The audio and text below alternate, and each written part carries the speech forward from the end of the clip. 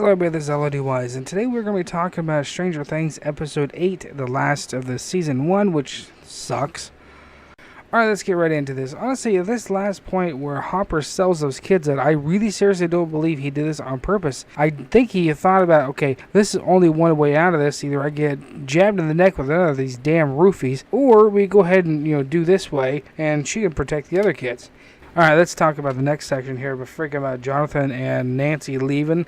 Before I was kind of talking about where Hopper had sold them out, but you gotta think about it as well. He would have thought that them two would have stayed there with the kids as well. So, in their mind, because he really would have thought they'd have been a lot safer with the way they were. So, when them two freaking bailed out on those two kids, I honestly had no idea what the fuck they were thinking. They just wanted to, go finish what they started kind of thing. But still, honestly, that's probably not the best idea.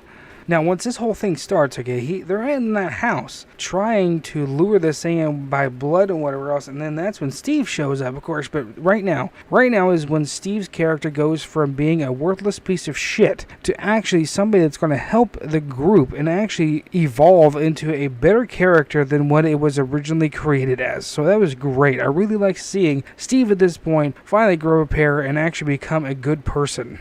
So that was freaking fantastic, but this monster, good God, how much battering do they really seriously need to do to this damn thing? I mean, this thing was insane. Okay, first they shot him quite a few times with a .45 caliber, which is a pretty good size round.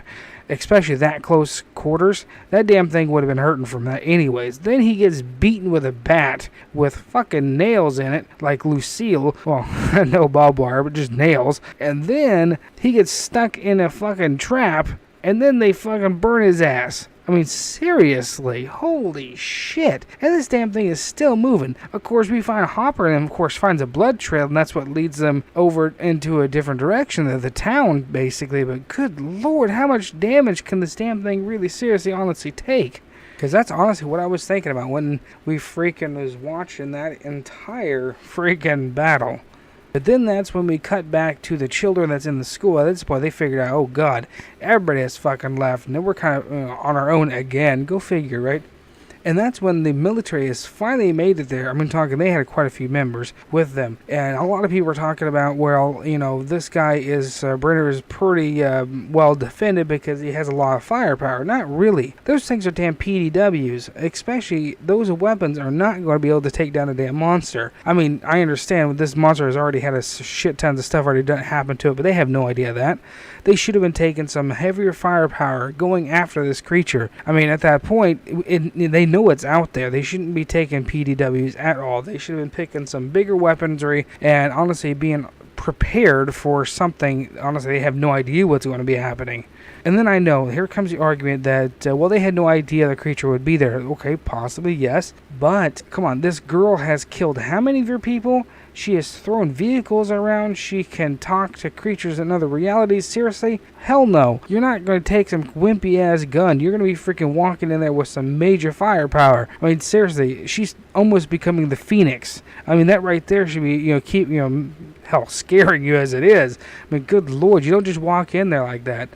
Now, of course, let's start talking about some of the battles here, because the government is there. They're fighting 11. 11 crushes their brains. I'm talking, it was, 5 people at once? Maybe 6 people? We have to go back and look at that again, but that was a lot of people just having their brains destroyed all at one time. Lucky that old lady's dead, because good lord, that heartless bitch.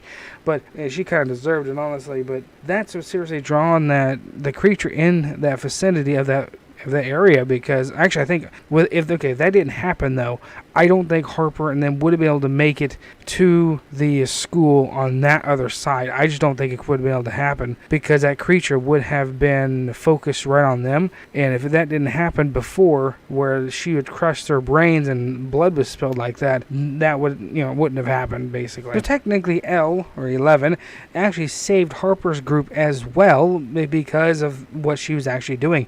And that's when that creature course is now in. It is wiping out what's left of the government, which are little pea shooters of theirs, and then basically now it's fighting L. Now that was an awesome fight. I mean, it was really freaking cool. It again has pushed her farther and farther and more opening that envelope kind of thing, where she's actually becoming, again, as powerful maybe as Jean Grey and the Phoenix, possibly.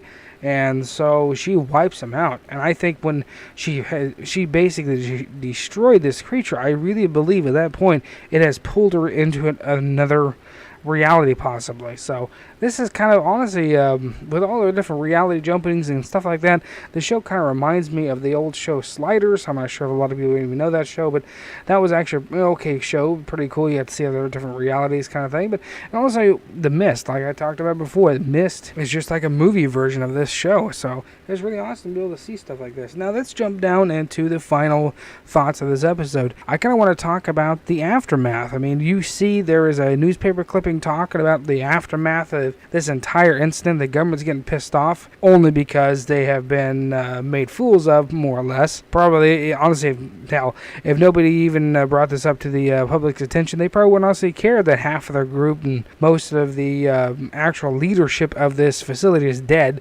They'd have just replaced them, moved on. Basically, in those aftermath little things talking about Bernard is not talking about anything. People are disgusted with the government for these type of experiments, and there's now investigations and crap like that. So wow, I have to say this is pretty damn cool. And one thing that was really awesome is when Will basically blinks out into the other reality. A lot of people are just saying that since he's been there for so long, he has now made a connection, which is possible, but I would really like to think that he has the ability to jump back and forth, so that would be fucking amazing. And of course, Hopper there is actually leaving food for Elle in that box in the woods. I'm very curious, man.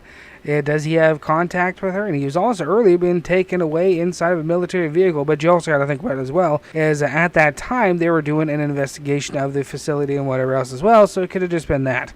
But, or he's now, in servitude. Hell, you never honestly don't know. So, well, honestly, I'm waiting for season 2. This is going to be freaking fantastic. I really like it. I really actually enjoyed this series almost to the very end. So, wow, guys, if you guys like those, hit those like button, hit those subscribe button, leave those comments and theories. And, guys, I will catch you guys next time.